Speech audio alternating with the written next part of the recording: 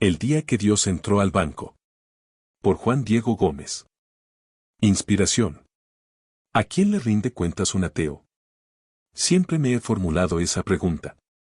Supongo que, si les pregunto a los ateos, me dirían algo así como, a nadie tendría por qué rendirle cuentas o, si me va bien y atisbo algo de indulgencia en la respuesta ante mi venenosa pregunta, me dirían que, a mí mismo. En uno u otro caso, ¿no hay rastros claros de soberbia allí? ¿Acaso de insuficiente información como para ser tan categóricos a priori? ¿Cómo que a nadie le debo rendir cuentas o solamente a mí mismo? Entrando sin pedir permiso en el terreno de los juicios, me es difícil tragarme esas respuestas sin masticarlas previamente. Supongo entonces que esos ateos se guían solos, se justifican solos, se conceden permisos y, si nos descuidamos, quizás nos lleguen a decir que escogieron cuándo y cómo venir a este mundo, que no necesitaron de nada ni de nadie.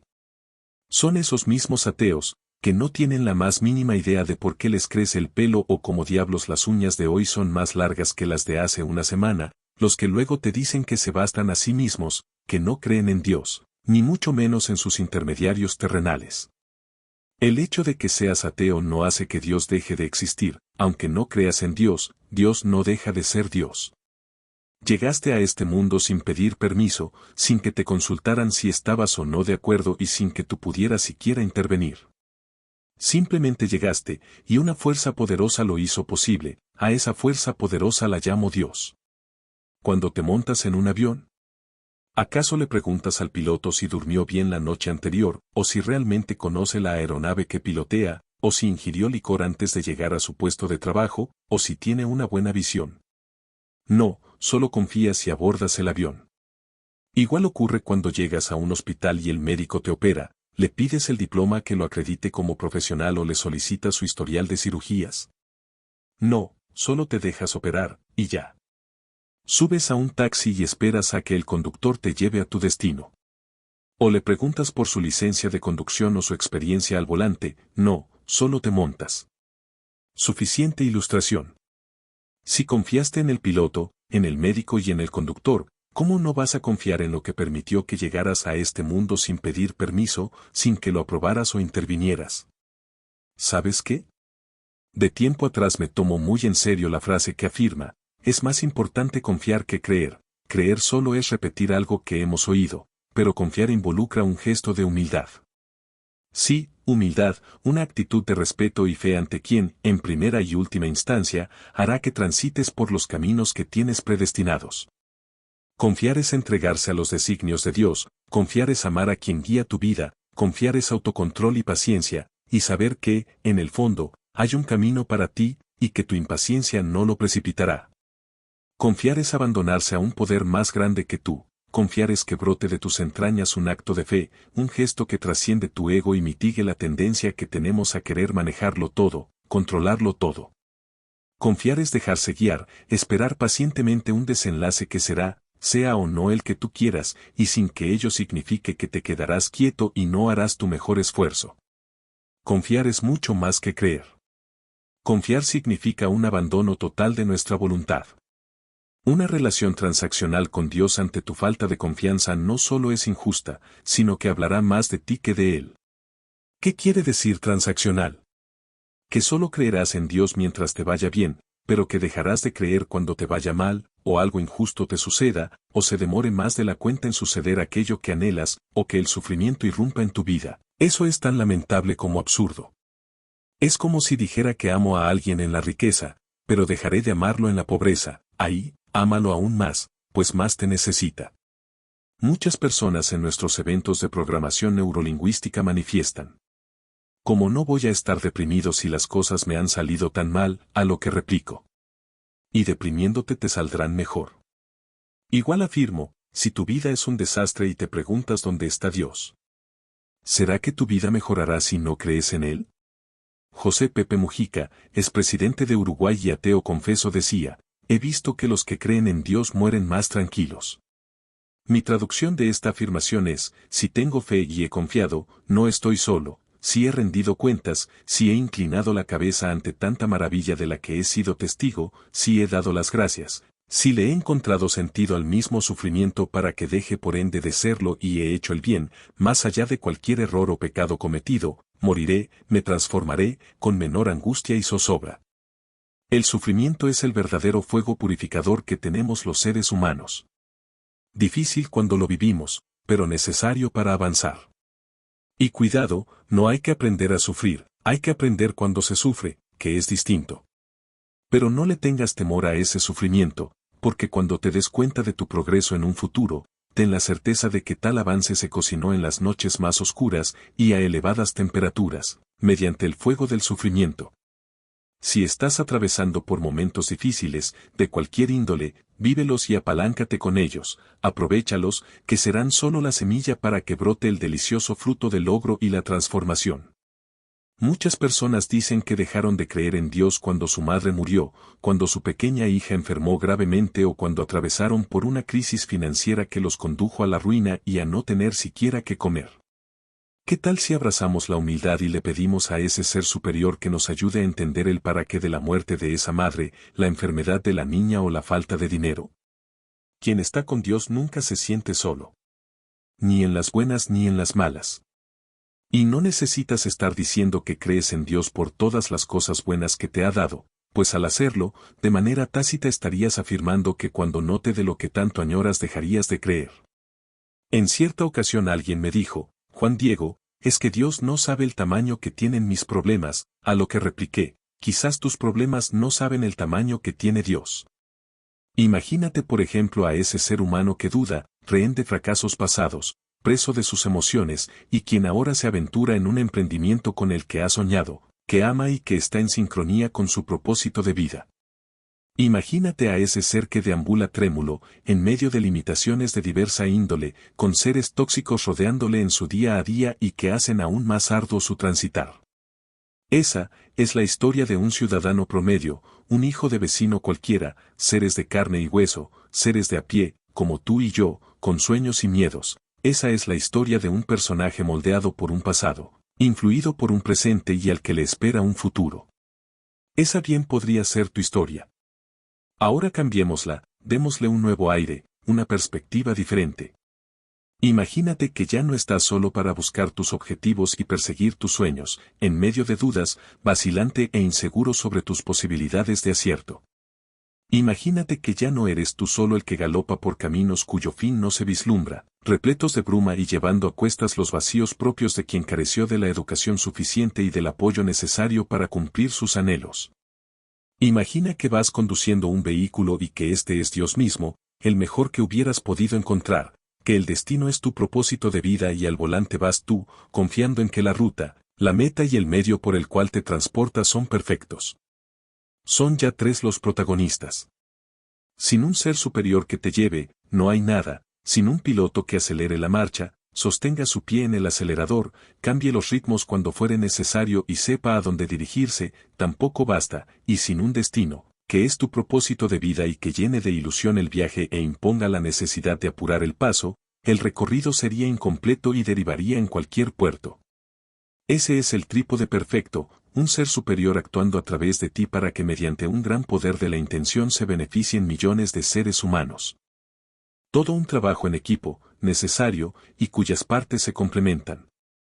Sin el coche y el destino volverías a las dudas, a la incertidumbre, a vivir toda una quimera, una verdadera fiesta de azar y lotería. Con un equipo eres distinto, te fortaleces, te sientes seguro, te das cuenta de que no estás solo, que tu vida tiene un sentido, que la fuerza y la magia que requieres para escalar las más altas montañas te pertenece, hace parte de ti, está tatuada, impregna tu ser y ningún obstáculo pareciera ser muy grande para impedir tu logro. Experimentar lo anterior es posible, yo lo he hecho, lo hago cada vez con mayor frecuencia desde que volví a nacer y por supuesto muchos seres humanos también lo hacen. Es sentirse asistido por el mejor vehículo, es estar inspirado por el mejor destino, es contar con la tranquilidad de conciencia de que, al vivir con un objetivo noble y trascendente, el desenlace será conocido.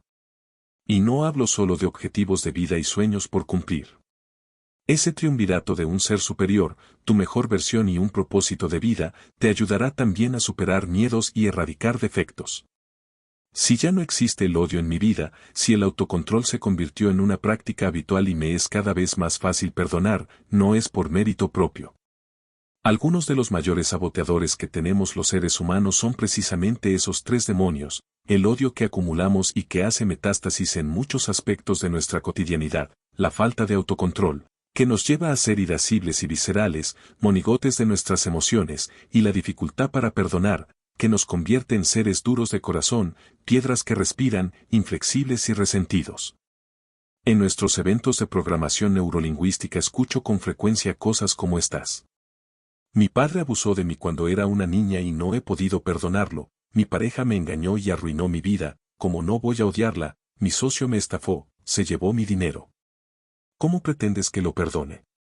Lo primero que les digo es que no soy nadie para juzgarlos, ni a ellos que me dicen cosas como esas ni a quien las hizo, y que solo me mueve una triple intención, por un lado, que recuerden que, si odias, te descontrolas o no perdonas, el problema no es del otro, sino tuyo, pues eres tú el que carga a diario con él. Quien te causó dolor ni se entera en muchas de las ocasiones de que lo odias, te descontrola o que aún no lo has perdonado. ¿Te parece justo entonces contigo mismo que además de lo que te tocó vivir, sigas cargando con equipajes tan pesados como los del odio, el descontrol y la falta de perdón? Con semejante peso a cuestas, nadie avanza rápido. Segundo, ¿qué tal si cambiamos las palabras que usamos, y en vez de decir me engañó, decimos que aprendimos a no confiar tan fácilmente? Que no digamos me estafaron, sino más bien, que nos enseñaron a estar mejor informados y ser más prudentes de ahora en adelante. Que en vez de manifestar que me hirieron o me causaron dolor, seamos ahora conscientes de que nos hicieron seres más fuertes y resistentes. Puede que eso no te resuelva todo el problema, pero te ayuda, y a mí me ayudó. Tercero, la estocada final para erradicar el mal solo la brinda el amor. El perdón es una gracia divina. Necesitamos invocarla para que nos ayude, ser humildes, ser más grandes que el problema, más grandes que quien cometió la falta, perdona a quien te ofendió, pero hazlo por ti, no solo por el otro. Ama por ti, no solo por el otro, contrólate por ti, no solo por el otro. Eres tú quien sana, tú no eres el responsable de sanar al otro. ¿Y por qué debo hacerlo yo, Juan Diego, si fue otro quien cometió la falta? Porque la cita en el Olimpo la tengo contigo, no con el otro, a quien ni conozco. Tú no vas a cambiar al otro, te vas a cambiar a ti mismo, para ver diferente al otro. Con otros ojos, con los ojos de la grandeza, del amor, con los ojos de quien trasciende lo que le pasa, porque sabe que todo pasa. Lo que te acabo de describir, y que brota desde mi corazón, supera cualquier razón, una vez más, se trata de una experiencia de vida, de pedir asistencia, de invocar a Dios, de tener la humildad y grandeza para reconocer que no podemos hacerlo todos solos y que hay retos tan grandes que requieren de un trabajo compartido. Este libro pretende mostrar, entre otras cosas que estoy seguro te serán de utilidad, la gratitud que hay que tener con ese ser superior que nos permite respirar, amar, perdonar, hablar, oír, leer, escribir, y 1000 verbos más. Por más creación interior que haya, por más superhombre que exista, en palabras de Friedrich Nietzsche, filósofo alemán, pensamos, hacemos y decimos lo que se nos permite. Gratitud entonces por disponer de tantas cosas que la vorágine del día a día no posibilita valorar y paladear. Como buen lector que soy, y para brindarle a este libro el rigor que tú mereces, podrás imaginar que fueron decenas los libros leídos, muchos de filósofos y religiosos, y cientos los videos que vi sobre espiritualidad, fe, conversiones, milagros, abundancia, testimonios, y sin vacilación alguna puedo afirmar. Un lamentable maridaje de ingratitud e ignorancia define la conducta de aquellos pseudofilósofos que arropándose con los vestidos de una irreverencia que les sobrepasa por definición, niegan o desconocen la existencia de un creador, ese mismo que les permite hablar, escribir e imaginar, ese mismo que hizo posible que nacieran, respiraran y blasfemaran, sin asomo de sonrojo. Ninguno, por sí solo, habría hecho posible siquiera algo de lo anterior. Oh, ingratitud infinita. Oh, vanidad. Oh, arrogancia. Cuanto más vociferan, menos se les oye, su tácita autoproclamación de grandeza y hechura propia queda eclipsada por la inmensidad de quien nos permite ver, con ojos que apenas valoramos, semejantes muestra de niñedad y miopía. Igual los respeto y de todos aprendo. La fuente. Nada más sorprendente que lo que ves, lo creado, el universo mismo, con el ser humano haciendo parte de él.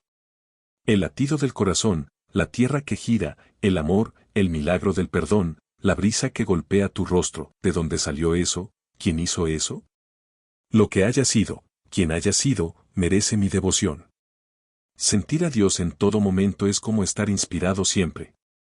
Al entregarme a un ser superior, solo terminaré haciendo lo que ese ser superior quiere que haga y tiene preparado para mí. Esa misma fuerza que permite concebir la vida, contemplar un amanecer o crecer a una flor, sabrá a dónde llevarme. Es confiarme a Él.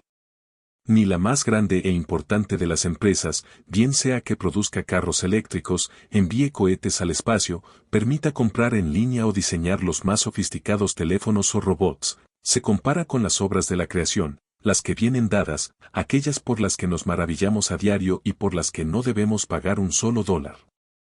El funcionamiento del cerebro, por ejemplo, no ha podido ser explicado en su totalidad en más de 20 siglos.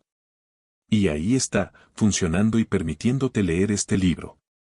Me rindo ante lo que lo produjo, soy reverente ante lo que permita que funcione.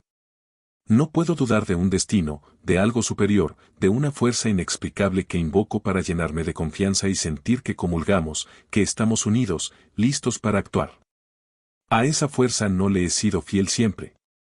Quizás por mi pasado, por arrogante, por ignorante, por inmadurez o por todas las anteriores, fui egoísta y me creía autosuficiente, como si por más capaz que fuese, pudiera hacer solo todo lo que debo hacer. Hoy, con más años encima de los que tienen el promedio de mis lectores, te escribo de corazón lo siguiente. Dios existe, lo necesitas y te busca. Si ya lo sabías, bien por ti, si no, te invito a repensar esa posibilidad. Como bien lo dijera Ricardo Castañón, ese gran científico boliviano, ateo hasta los 44 años, y quien demostró científicamente que la exudación de sangre humana de hostias era cierta, lo que provocó su conversión. Un ateo es solo un ignorante de la dimensión espiritual. Hoy necesito con deseo ardiente sentir a Dios en mi vida y no soy ni místico, ni santo, ni pastor. Cuando rezo, oro, abrazo, doy un consejo, ayudo a un ser humano a encontrar su propósito de vida, o cuando estoy en un escenario, me lleno de él, y no hay mayor placer que vivirlo. No me siento solo, no estoy solo, estoy guiado, por alguien infinitamente superior a mí. Ese ser superior, actuando a través de mí, con una intención noble, servir a los demás, solo terminará generando algo bueno. Cada vez lo tengo más claro. De ti solo se espera lo que tú esperes de ti. Si no esperas nada, no esperaremos nada, si lo esperas todo, todo lo esperaremos. Dime cuál es tu confianza en ti mismo, dime cuál es tu esfuerzo, tu determinación para esculpirte como un grande partiendo de poco, y te diré si nos hacemos o no ilusiones contigo. Dime qué tantos méritos haces para que brote tu genio, dime qué tan cerca estás de agradar a ese ser superior que habita en ti, dime qué talante posees para superar un pasado difícil y ser inmenso, mucho más inmenso, de hoy en adelante, que es al final de cuentas lo que esperamos. Quiero oírte. Lo que oiga, hará que crea o no. ¿Quieres saber de la grandeza de un ser humano? ¿Quieres precisar su alcance en el tiempo? Muy simple, pídele que se defina a sí mismo. De acuerdo con su definición sabremos qué esperar. Ningún accidente se producirá, ningún súbito arrebato, sin mérito, emergerá de tu interior. Aquello que los tibios llamarán coincidencia, otros lo llamaremos brillo, genio y luminosidad. Esa majestuosidad, de la que gozarán aquellos beneficiados por tu ser y tu grandeza, no será fruto de libre albedrío o surgirá por mera generación espontánea, no, más bien, será una feliz consecuencia de lo que se cocina en su interior, de esa mistura excelsa de un ser lleno de buenos propósitos, imbuido de grandeza, y la presencia de otro ser, superior, la fuente de la que hablamos, que habita en él y que lo ilumina y guía a donde debe llegar. Pocos están conscientes de la magia que poseen, pocos están tocados por la locura y el genio que se presenta para volverse inmortales, pocos dan fe y sirven de testimonio ambulante del binomio ser y ser superior. Levitarás cuando sientas en ti que una fuerza se apoderó de tu destino. No serás tú, sino otro, mucho mejor, quien deambule por los caminos de la verdadera trascendencia. No habrá miedo alguno, pues hay fe por doquier y, al tenerla, sientes que todo tiene sentido y que los resultados ya no solo dependen de ti. Serás guiado. Cuando leí Autobiografía de un Yogi, de Paramahansa Yogananda, por cierto, uno de los libros preferidos de Steve Jobs, cofundador de Apple, me sorprendió el nivel de iluminación al que llegaba el yogi con sus ejercicios de meditación. Tú no necesitabas estar ahí para ser testigo del placer que producía, la luz que brindaba, la presencia del espíritu en ese ser. Ni siquiera en mis años más locos, cuando le concedemos tanta importancia a los sentidos y a lo que llamamos vivir la vida, son comparables con el gozo y la plenitud que Yogananda experimentaba y transmitía por medio de sus escritos. Éxtasis total, sientes que no necesitas nada más. Es posible que me conozcas, no estoy loco ni me la fumé verde, no tengo una iglesia, ni necesito devotos ni diezmos. Lo que me mueve es que te sientas más inspirado en cada momento de tu vida para que vivas lo que yo vivo y te conviertas en un inspirador ambulante, alguien fascinante que las personas añoren volver a ver, que derrame sabiduría con su mensaje y coherencia con su ejemplo. Son pocos los iluminados, muchos los despistados. Seres que van de aquí para allá, sin propósito definido ni magia alguna. Seres que no impactan en la vida de nadie, ni trascienden. Alguien me dijo en cierta ocasión que yo parecía un pastor, y que los que me aclamaban y vitoreaban, semejan una secta, a lo que respondí, lo tomo como halago y no como ofensa, que era lo que quizás pretendía quien me lo dijo. Solo le sugiero añadir algo, no me diga pastor, llámeme el pastor de la abundancia, pues amo esa palabra y es lo que quiero en su versión material, emocional y espiritual para todos mis seguidores. Hoy lo digo con orgullo, estoy lleno de Dios. Las reacciones del video sobre de la importancia de Dios en mi vida en nuestro canal de YouTube, Invertir Mejor, fueron múltiples. La inmensa mayoría a favor, una minoría en contra. Respeto a quienes no creen, pero me siento orgulloso de creer en un Dios, y en un Dios hecho hombre, Jesucristo. No creer porque no se ve es como decir que el amor o la felicidad no existen porque tampoco se ven, ni se pueden tocar o partir con un cuchillo, tal y como se parte un pastel de cumpleaños. Basta abrir los ojos para ver que hay un espíritu superior al hombre. Como bien lo dejará entrever Albert Einstein, todo hombre de ciencia, en la medida en que fuese involucrándose en su actividad, más debería reconocer la presencia de un espíritu superior al del hombre como factor determinante en las principales leyes del universo. Inspiración y propósito.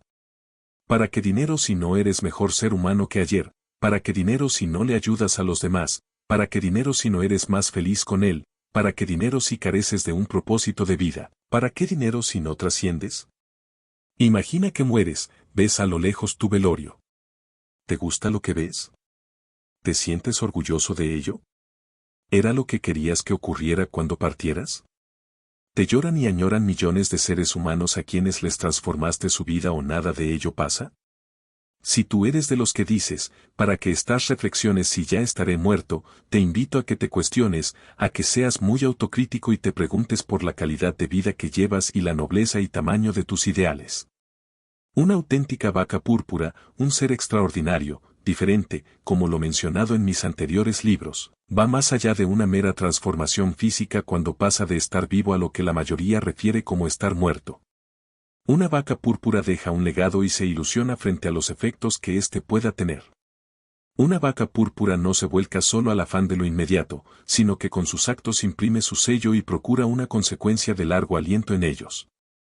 Hay tres fuerzas poderosas que te ayudarán a dar saltos cuánticos, entendiendo por esto aquellos progresos rápidos, abruptos, antípodas del progreso gradual o paso a paso. La primera fuerza es la de un ser superior iluminándote, al que le rindes cuentas, amo de todo y que tiene un destino para ti y que te ayudará a conseguirlo. Una segunda fuerza, los referentes, mentores virtuales o de carne y hueso, maestros de vida, seres que han transitado por los caminos que tú quieres, auténticos ejemplos de transformación y modelos a emular. Robert Greene, uno de mis autores favoritos, dice en su libro Maestría, y a propósito de los mentores, la vida es corta y limitado tu tiempo para aprender y crear. Sin orientación, podrías perder años muy valiosos tratando de alcanzar práctica y conocimientos en fuentes diversas. En vez de esto, sigue el ejemplo de los maestros a lo largo de los siglos y busca el mentor adecuado. La relación mentor protegido es la forma de aprendizaje más eficiente y productiva. Los buenos mentores saben dónde dirigir tu atención y cómo desafiarte. Su conocimiento y experiencia se vuelven tuyos. Ellos hacen inmediatos comentarios objetivos sobre tu trabajo, lo que te permite mejorar más rápido, mediante una intensa interacción personal. Asimilas una manera de pensar de gran poder y susceptible de adaptar a tu espíritu individual. Elige el mentor que mejor satisfaga tus necesidades y responda a tu tarea en la vida. Una vez que hayas interiorizado sus conocimientos, sigue adelante, no te quedes a su sombra.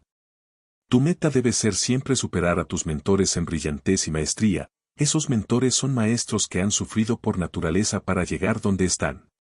Quienes han experimentado críticas interminables a su trabajo, dudas sobre su progreso, reveses a lo largo del camino. Estos individuos saben por experiencia propia lo que se necesita para llegar a la fase creativa y más allá. Como mentores, solo ellos pueden medir el grado de nuestro progreso, las debilidades de nuestro carácter, las ordalías que hemos de recorrer para poder avanzar. Hoy en día tienes que recibir de tu mentor la más aguda dosis posible de realidad. Debes buscarla y aceptarla con gusto. De ser factible, elige un mentor famoso por ofrecer ese tipo de afecto severo. Si tu maestro se resiste a dártelo, oblígalo a sostener el espejo que te reflejará tal como eres. Haz que te lance los retos que habrán de revelar tus fortalezas y debilidades y permite obtener la máxima retroalimentación posible, por dura de aceptar que sea. Acostúmbrate a la crítica. La seguridad en ti mismo es importante, pero si no se basa en una evaluación realista y lo que eres, no pasará de ser ampulosidad y presunción. Gracias a las observaciones realistas de tu mentor, con el tiempo desarrollarás una seguridad mucho más sustancial y valiosa de poseer. Y la tercera fuerza poderosa para dar saltos cuánticos, tu mejor versión, lo mejor de ti, tu ser esencial. Esa fuerza necesaria para hacer de la maestría del minuto a minuto, que destacaba en ideas millonarias, una realidad, esa fuerza que habita en ti, a la que Dios acompaña, que el universo entero clama, para que nadie se prive de ella. Ten presente esas tres fuerzas, acógelas y abrázalas al máximo, con devoción y fe, con tenacidad y disciplina. En ocasiones me pregunto, ¿por qué estoy escuchando programas de espiritualidad, varias veces al día y tomando notas de ellos? ¿Qué hago yendo a la iglesia, a misa de 9 de la mañana, un día martes, cuando antes, ni los domingos eran de misa obligada para mí? ¿Qué pasa con mi vida, si hoy evito que por mi mente se atraviese un pensamiento tendiente a odiar o a juzgar a alguien? ¿Por qué puedo hablarle a una persona de su pasado y de su situación actual, con un buen nivel de precisión, si nunca había hablado con ella? Lo anterior no debería sorprenderme, ni a ti tampoco, si no estuviera revestido de un precedente bien diferente. Hasta hace algunos años mis conversaciones gravitaban alrededor del dólar, las acciones y el futuro crecimiento económico para la región. Hoy, aunque me sigue interesando cada uno de esos temas, mi actuar y mis prioridades distan mucho de ellos. Me siento diferente, los años y las experiencias de vida no han transcurrido en vano, no puedo decir que soy mejor o peor, pero tengo la certeza en afirmar que me siento mejor. Y que el mérito no es mío. Simplemente se coló alguien mucho más grande que yo en mi transitar diario. Simplemente, se despertó en mí una necesidad que trasciende mi ego, que supera mis apetitos materiales y los objetivos que hasta hace un tiempo tenía. Estoy más confiado en el destino, porque sé que será el que ese ser superior tenga para mí.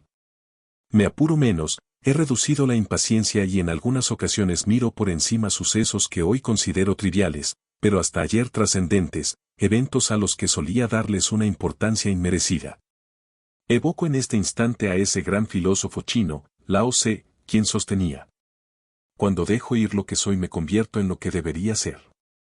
Hoy siento que no hago las cosas solo, siento que mi caminar es guiado, siento que Dios actúa cada vez más en mí, que se apodera de mis actos y que incluso me tiene en este momento escribiendo con una fascinante sensación de espiritualidad, que agradezco y que aspiro crezca.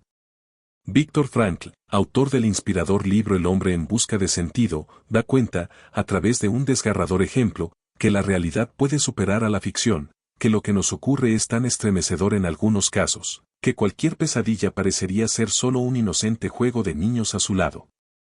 En cierta ocasión, Frank se encontraba en una gélida noche, de esas que acompañaban a los campos de concentración de los nazis durante la Segunda Guerra Mundial, al lado de un compañero que tenía una terrible pesadilla.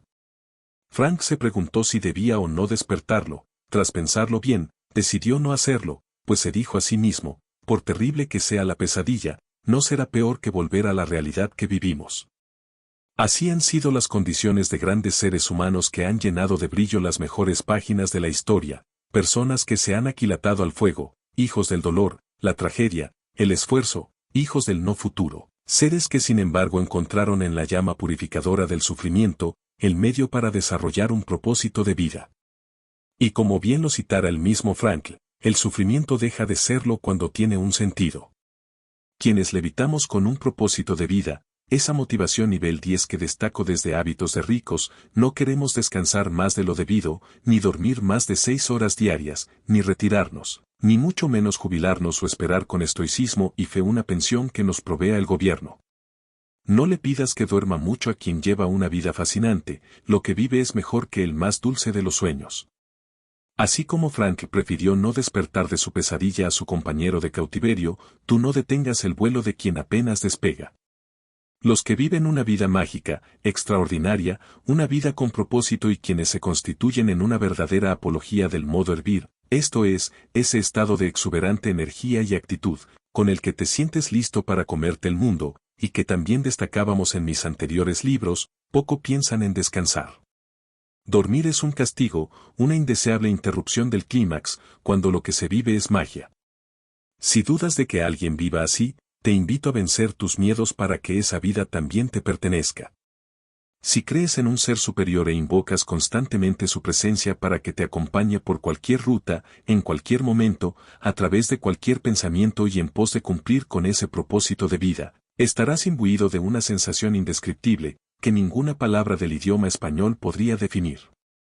Todo tendrá un sentido, todo tendrá un para qué, todo será motivo de gozo, la respiración de tu hijo al dormir, sentir cómo su corazón late, oír el canto de un pájaro al amanecer, deleitarse con una puesta del sol, sentir el ruido de la lluvia, disfrutar de una genuina sonrisa. Todo lo que en un día cualquiera obviaría un ser normal e intrascendente, es motivo de regocijo para una persona extraordinaria, púrpura como la llamamos en Hábitos de Ricos, menos miedos, más riquezas e ideas millonarias. No tener claro un para qué o propósito hace que las tentaciones para destinar recursos a malos negocios aumenten y que el tiempo se desaproveche. He sido testigo de estafas a personas incautas que, debido a no tener su propósito de vida claro ni saber invertir en él, entregan sus recursos a terceros que, con la promesa de brindar altas rentabilidades, los captan sin pudor alguno. Si mi propósito de vida está claro, invierto en él. Si mi propósito de vida está claro, no hay actividad más rentable ni que produzca mayor satisfacción que invertir en ella. Por el contrario, cuando el desespero aflora y no sabemos cómo pagar nuestras deudas o las cuentas del mes, somos proclives a caer en negocios fraudulentos como los esquemas ilegales de captación de dinero. Una bitácora u hoja de ruta debe acompañar las decisiones de un buen inversionista. Asumir riesgos no es lanzarse a un tren en movimiento para ver si sobrevivo o no. Ese rigor suele desaparecer en personas con poco criterio para tomar decisiones de inversión, como también en aquellos que, al no tener claro el sentido de su vida, entregan su dinero al primer postor, como si los billetes que tuvieran en las manos simplemente les quemaran. De muchas estafas que vemos por ahí nos habríamos librado, si el rigor, en vez del afán por el dinero rápido, conseguido ilegalmente, hubiera sido la constante. Y ten presente esto, no pienses que los estafados son personas inescrupulosas, corruptas o malas. Todos tenemos tentaciones, somos seres de carne y hueso que, con mayores o menores valores, más o menos información, altos grados de escolaridad o ninguno, nos vemos inmersos en situaciones que hemos atraído o provocado. A ti no te estafan, tú te dejas estafar, y por favor, jamás se te ocurra decir que si te estafaron fue porque Dios lo quiso. A ti no te engañan, tú permites que lo hagan. De igual manera, a ti no te roban tu dinero, tú lo entregas a quien no debes o lo inviertes en lo que no corresponde. Abundancia. Dios es rico, es abundancia. ¿Qué más abundante que su amor, su corazón, su generosidad, su lenguaje poderoso e inspirador? ¿Qué más abundancia y riqueza que todo lo que ves con tus ojos, el cielo, las montañas, tus hijos, el agua? La oración es un poderoso instrumento para ponerse en contacto con un ser superior que nos ilumina y ama. Hablaremos de ella más adelante. Cuando oren por ti estás protegido. En presencia de un ambiente de profunda espiritualidad te sientes asistido, iluminado y en apertura total para que la realidad mágica de la cual hablaba Wendaer se presente. Somos seres en construcción, no tareas terminadas. Abrirse a la abundancia, decía Eckhart Tolle, quien escribió entre otros libros El poder de la hora, es también dar sin tener mucho. Es estar preparado para recibir más. Si no vives y sientes la abundancia antes de conocerla jamás la conocerás.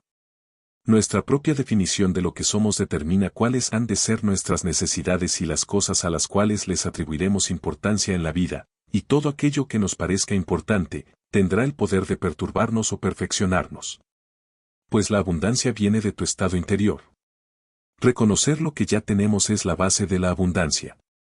Si tú reconoces la abundancia que te rodea, solo estarás estimulando la abundancia que te invade. Mira el sol, el aire, las sonrisas, las personas, los árboles, la luna, el espacio, las estrellas. Todo ello es abundancia y no tienes que pagar nada, solo siéntela y al estar consciente de ella, más la atraerás. Cuando tú ríes o le regalas tu mejor sonrisa a un extraño, una sonrisa de corazón, estás dando, así como das, es muy probable que tengas a cambio una sonrisa. La abundancia y la escasez son solo estados mentales, recuérdalo, que se manifiestan en la realidad. Me gusta ver videos y leer libros de pintores y escultores y tener reuniones con ellos. Conocerlos es abrirse a un mundo creativo, mágico e irracional. Te preguntarás por la relación de ese tema con la espiritualidad y el dinero. Toda. Puro hemisferio derecho, salirse del molde, ser más sensible, creativo, irracional, y tener más ideas de negocios y nuevas actitudes, ser un verdadero irreverente, un atrevido. En cierta ocasión le dije a una conocida escultora colombiana, Mónica Ramírez, ante una obra que me presentó en su casa, no hay nubes blancas en la noche, ella, con gran tacto y discreción me dijo, las hay en mi mente. El hemisferio izquierdo de mi cerebro, cuadriculado y racional, pretendía juzgar una obra realizada con el hemisferio derecho. Hoy visito galerías, sigo cuentas de arte, tengo amigos artistas, veo muchos videos de arte e invierto en arte.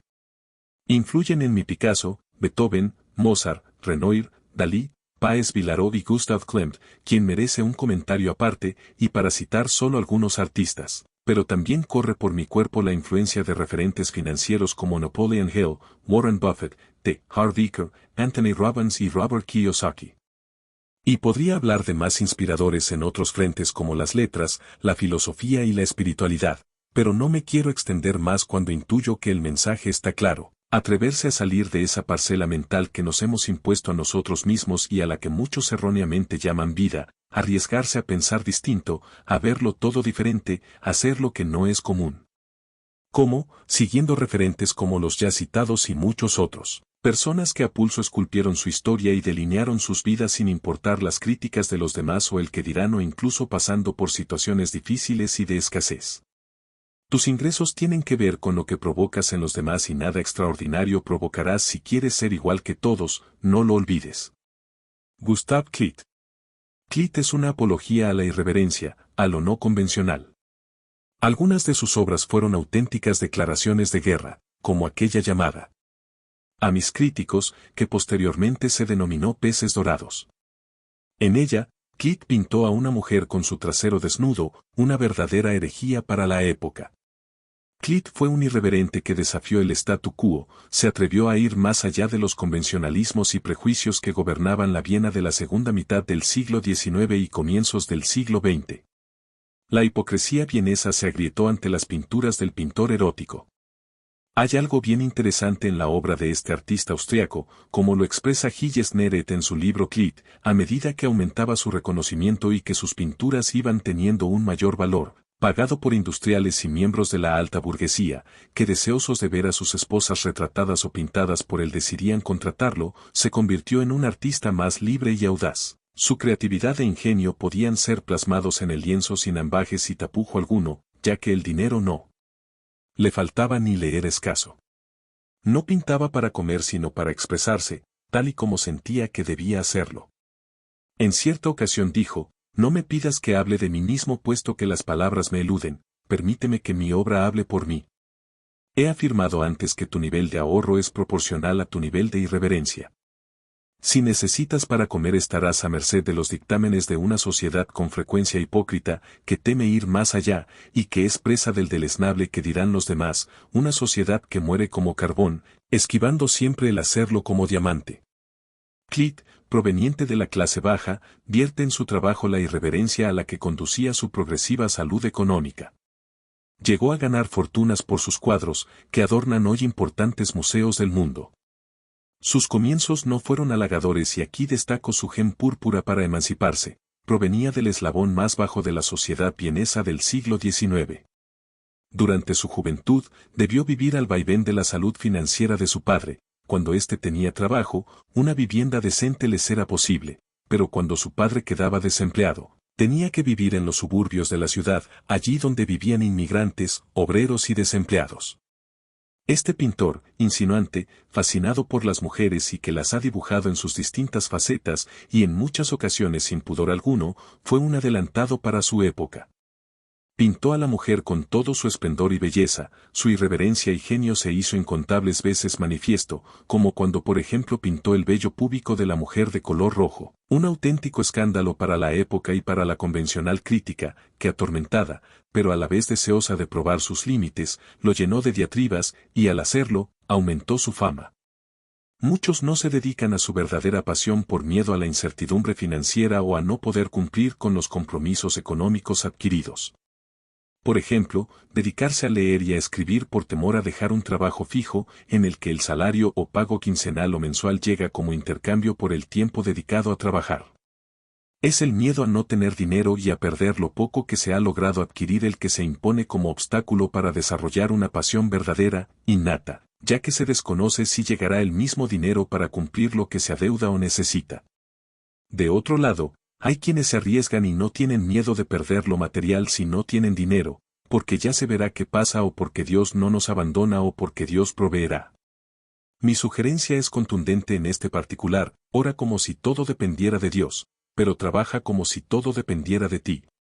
Es algo así como ayúdate, que yo te ayudaré. ¿Quién dijo miedo? Humildad. ¡Qué palabra!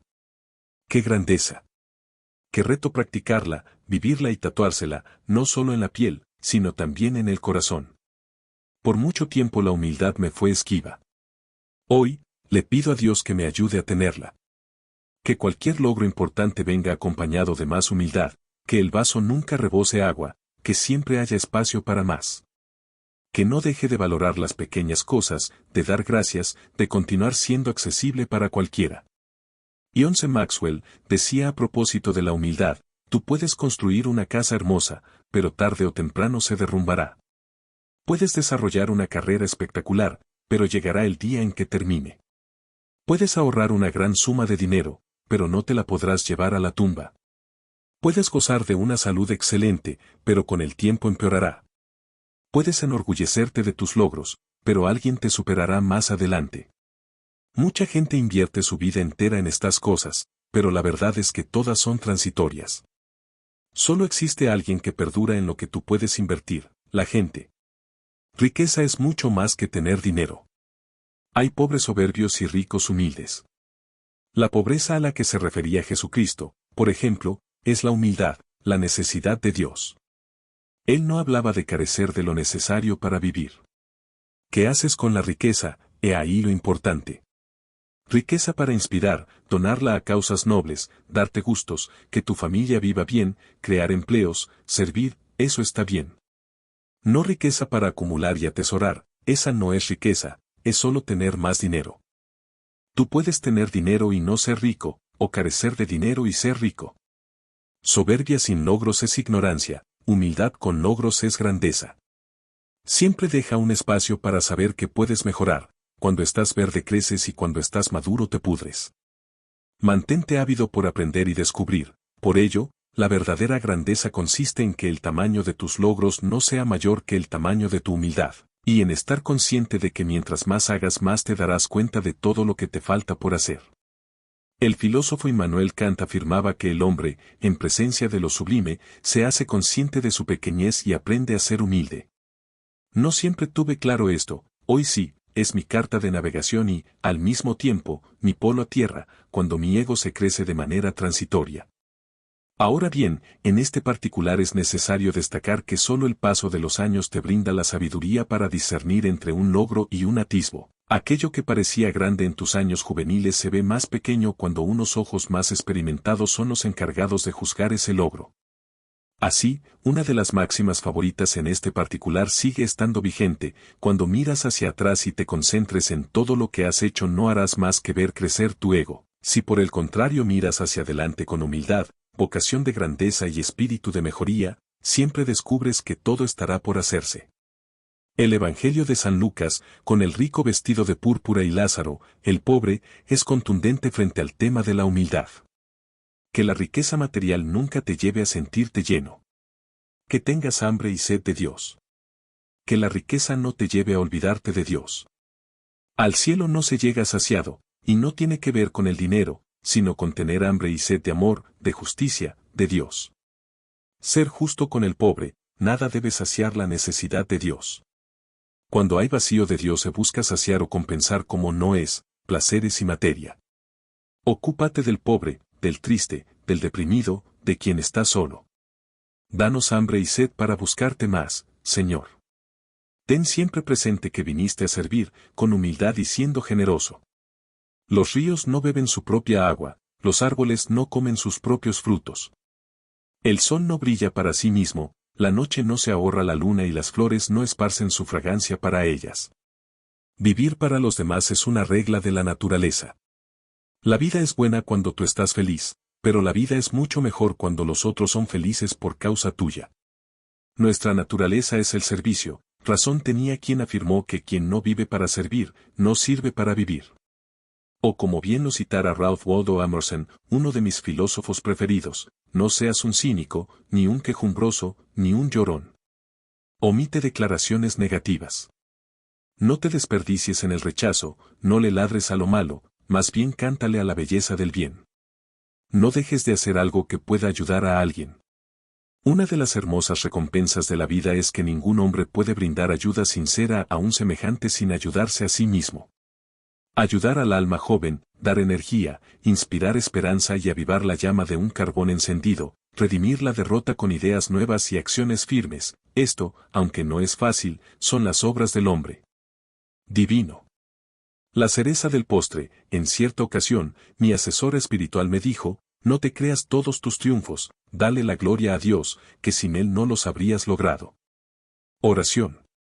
Aprendí a vivir la oración en años recientes. Antes rezaba, no oraba, son conceptos diferentes. Rezar es recitar de memoria, y no siempre consciente, una oración, como el Padre Nuestro o el Ave María, por ejemplo. Orar es distinto, es sentir la presencia de Dios más viva o, como diría Santa Teresa de Ávila, orar es hablar de amor con quien me ama. Oro todos los días, varias veces al día. Orar me brinda paz, tranquilidad, me limpio por dentro, doy gracias y le pido a Dios que me ilumine y que me permita sentirlo más. No le pido que me ayude a conseguir una mansión en la Florida u otro coche de lujo. Eso sí, le pido a Él y a la Virgen de Guadalupe que me ayuden a impactar la vida de millones de seres humanos, inspirarlos, y que no me muera o transforme sin hacerlo realidad. Ayudarlos a salir de una depresión, a encontrar su propósito de vida, a mejorar las finanzas de sus familias, a tener mayor autoconfianza, a eliminar miedos, en fin, a que me ayuden con todo ello a través de la presencia del Espíritu Santo en mi vida, esto es, el Espíritu de Dios. Amo a Jesucristo y a la Virgen de Guadalupe y me encomiendo a ellos. He estudiado a Santa Teresa de Ávila con esmero. Los 4 grados de la oración que ella explica son un faro para comenzar. Me ha hecho bien conocerlos. Como ella lo dijera. El inicio con dificultad, orar sin muchas ganas o convencimiento. En el 2º grado empiezas a disfrutar de la oración y sientes que la necesitas. El 3er grado es cuando ya Dios empieza a hacer todo, actúa en ti. Orar ya es fácil y tu alma se embriaga de Dios. El 4º grado es el que alcanzan los santos y al que Santa Teresa comparaba con el agua de la lluvia sobre el jardín. La acción de Dios envuelve y domina a la persona.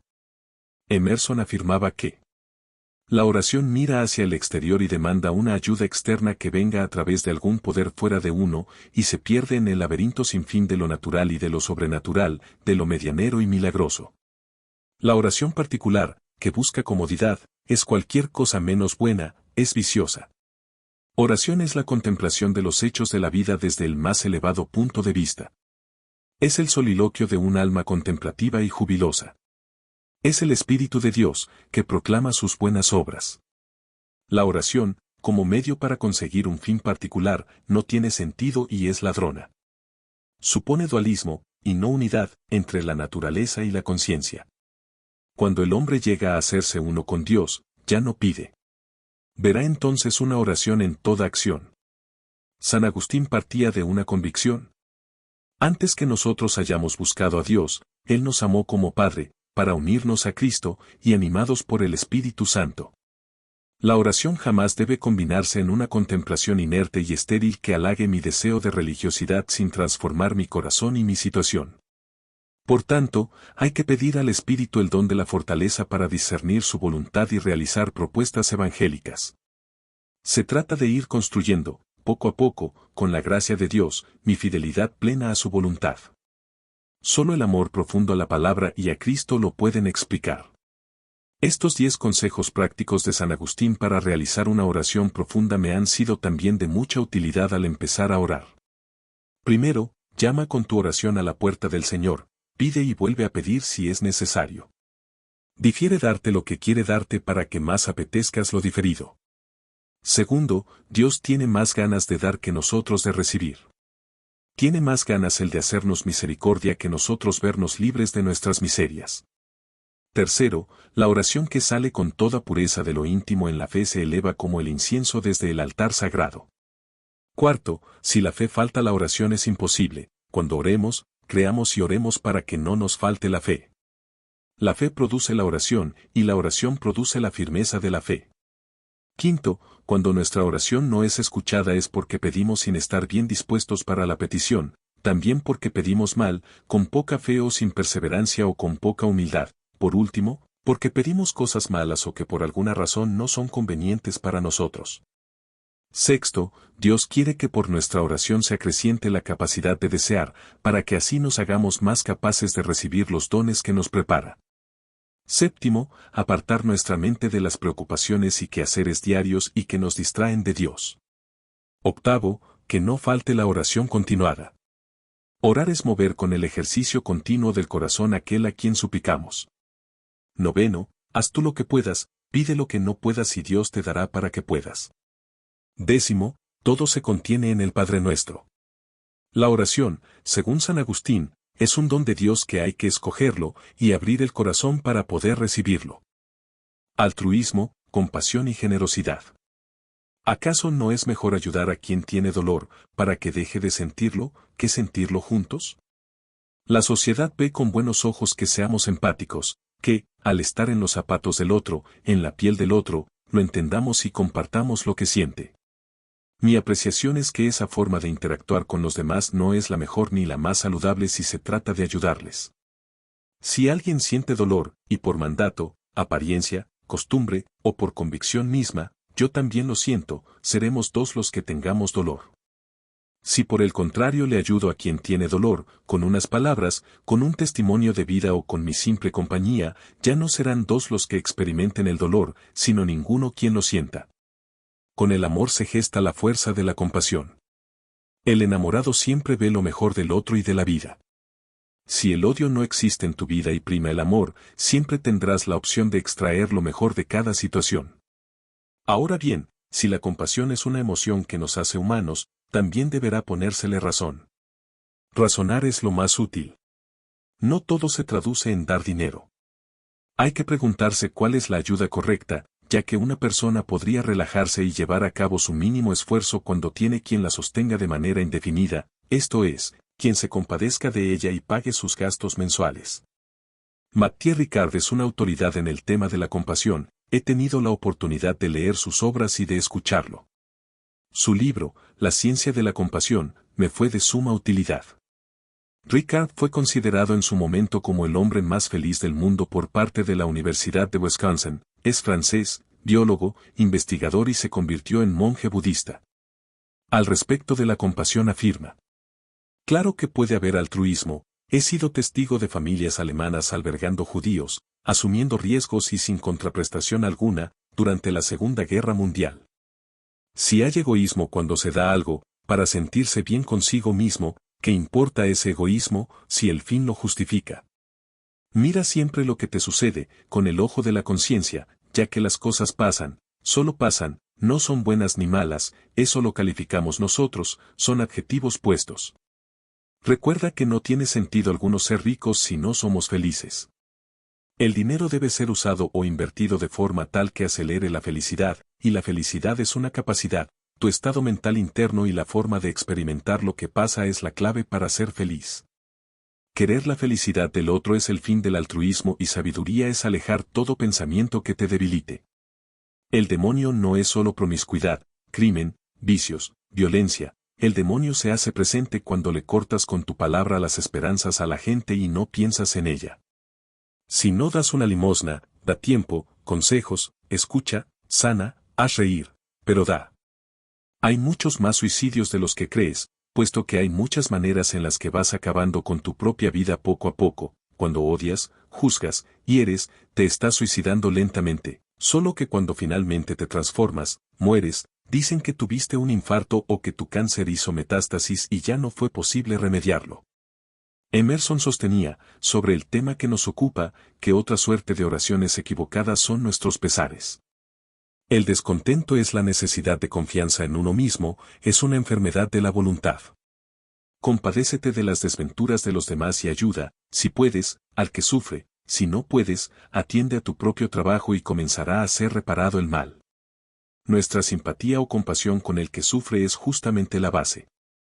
Nos acercamos a quienes lloran desesperadamente y nos sentamos y clamamos por hacerles compañía, en lugar de hacerles conocer la verdad y la salud con una ruda descarga eléctrica, poniéndolos de nuevo en comunicación con su propia razón.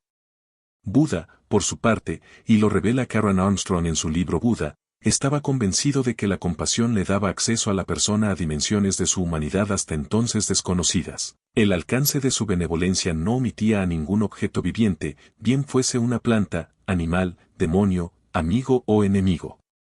Solo cuando aprendemos a vivir desde nuestro corazón y a sentir el sufrimiento de los demás como si fuese el nuestro propio, nos volvemos verdaderamente humanos, sostenía. Donde un hombre o una mujer bestializados anteponen su propio interés, una persona espiritual aprende a reconocer e intenta aliviar el dolor del otro. Un Buda no es sencillamente el que ha alcanzado su propia salvación, sino aquel que puede empatizar con los sufrimientos de las personas a pesar de haber alcanzado personalmente la inmunidad al dolor. Al haber alcanzado el nirvana en vida, Buda había revelado un nuevo potencial existente en la naturaleza humana. En este mundo de dolor era posible vivir en paz, control y armonía con uno mismo y en consonancia con el resto de la creación. Pero para acceder a esa inmunidad tranquila, un hombre o una mujer tenía que liberarse de su egoísmo y vivir enteramente para los demás. El Dalai Lama no se apartaba de lo afirmado por Buda en cuanto a los peligros de pensar primero en sí mismo que en el otro. Decía en el libro de la alegría que una mentalidad demasiado egocéntrica solo provoca sufrimiento. La compasión y el interés por el bienestar de los demás es una fuente de felicidad. Cuando centramos nuestra atención en otra persona, y en eso consiste la compasión, mi propio dolor se vuelve incluso menos intenso. Así es como funciona la compasión, e incluso repercute a un nivel físico. ¿Riñe, acaso, la compasión con el progreso?, me pregunto. Entender y ponerme en la piel del otro para ayudarle a llevar una tragedia o soportar un dolor tiene tanto de noble como de peligroso. La compasión es fuente de felicidad si ayuda a cambiar una situación de manera estructural y definitiva, no si solo sirve para paliar una vicisitud de forma transitoria. Si lloramos los dos y continuamos igual no es trascendente. Servir de paño de lágrimas o prestar mi hombro para que allí recline su cabeza el desvalido no me deja de parecer limitado, por decirlo menos. Podrían sonar muy fuertes mis palabras y anunciarse una resiedumbre de corazón.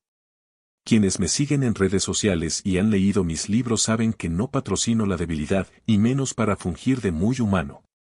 Humano es resucitar a alguien que más parecía un muerto en vida, dándole la mano para surgir de nuevo, humano es pronunciar la palabra necesaria para no perder el horizonte ni la perspectiva. Humano es sacudir y agitar las mismas entrañas y costuras de quien se niega a ver todo el bosque que se tiene al frente, por limitarse a contemplar el árbol que la inmediatez evidencia. Humano es fortalecer al que estaba débil, inspirar al deprimido, resucitar al mismo cadáver. Humano es perdonar. Eso es ser muy humano. Lo otro, llorar con el que llora, y quedarse quietos viendo cómo se hunde el barco diciendo que eso es compasión, ni me resulta prioritario ni me colma de felicidad.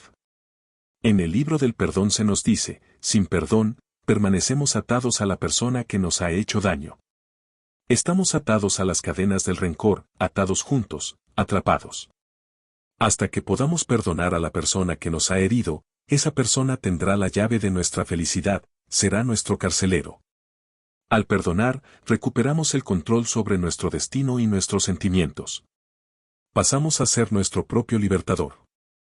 Sabes, eso sí que me parece humano, eso sí que es compasión, no odiar al otro por lo que hizo, no seguirlo juzgando, no cargar con ese pesado moral del odio al que ya me he referido, no llevar a cuestas ese resentimiento hasta mi sepulcro. Esa es la verdadera compasión, eso sí que es ser humano. Solo debo agregar, lo importante no es lo que te pasa a ti, sino lo que pasa en ti. El silencio. Para la mente que está quieta, el universo entero se rinde, dijo Lao Tse. Tú no debes estar hablando siempre, ni chateando siempre, refúgiate en el silencio para ver más de lo que ves, sentir lo que hasta hoy no sientes, pensar en lo que te ha sido esquivo. Navegar en las profundidades de ti mismo, para limpiar la maleza y sanar tus emociones, es una práctica fantástica. Si siempre estás hablando, ¿a qué horas piensas? Y, si no piensas, ¿a qué horas crearás algo? Al respecto del silencio, encontré en YouTube las fascinantes palabras de María Faustina Kowalska, una santa polaca. ¿Cómo pretendes escuchar a Dios y conocer lo que Él quiere decirte si estás inmerso en medio de tanto ruido que hay a tu alrededor? En los momentos en que sufro mucho trato de callarme, porque desconfío de la lengua, que en esos momentos es propensa a hablar de sí misma, en lugar de servirme para alabar a Dios por los beneficios y dones que me han sido proporcionados. Cuando recibo a Jesús en la Santa Comunión le pido con fervor que se digne a sanar mi lengua, que no ofenda con ella ni a Dios ni al prójimo, deseo que mi lengua alabe a Dios sin cesar, grandes culpas se cometen con la lengua, un alma no llegará a la santidad si no tiene cuidado con su lengua. La lengua es un órgano pequeño, pero hace cosas grandes. Para poder oír la voz de Dios hay que tener la serenidad en el alma y observar el silencio, no un silencio triste sino un silencio en el alma. El recogimiento en Dios. Se pueden decir muchas cosas sin interrumpir el silencio. Si las almas quisieran vivir en el recogimiento, Dios les hablaría enseguida ya que la distracción sofoca la voz de Dios. En los sufrimientos del alma o del cuerpo todo trato de callar, porque entonces mi espíritu adquiere la fortaleza que viene de la pasión de Jesús. Delante de mis ojos siempre tengo su rostro doloroso, insultado y desfigurado. El silencio es una espada en la lucha espiritual, un alma platicadora no alcanzará la santidad. El alma silenciosa es fuerte y ninguna contrariedad le hará daño si persevera en el silencio. El alma silenciosa es capaz de la más profunda unión con Dios y vive casi siempre bajo la inspiración del Espíritu Santo. En el alma silenciosa Dios obra sin obstáculos. El Espíritu Santo no habla a un alma distraída. Habla a un alma recogida. Los labios callados son oro puro y dan cuenta de la santidad interior. El silencio es un lenguaje tan poderoso que alcanza el trono de Dios viviente. Jesucristo decía, calla cuando no quieran reconocer tu verdad, porque así eres más convincente. Ambición. Desde mi punto de vista, Jesucristo fue el más ambicioso de todos los hombres, era intenso, estaba lleno de fuego por dentro para salvarnos y alimentarnos con su amor, difundió un mensaje, y no limitó su alcance, no permaneció al lado de María, su madre, arando o en trabajos domésticos, mucho menos ayudándole a José, su padre, con la carpintería, labores artesanales y otros quehaceres.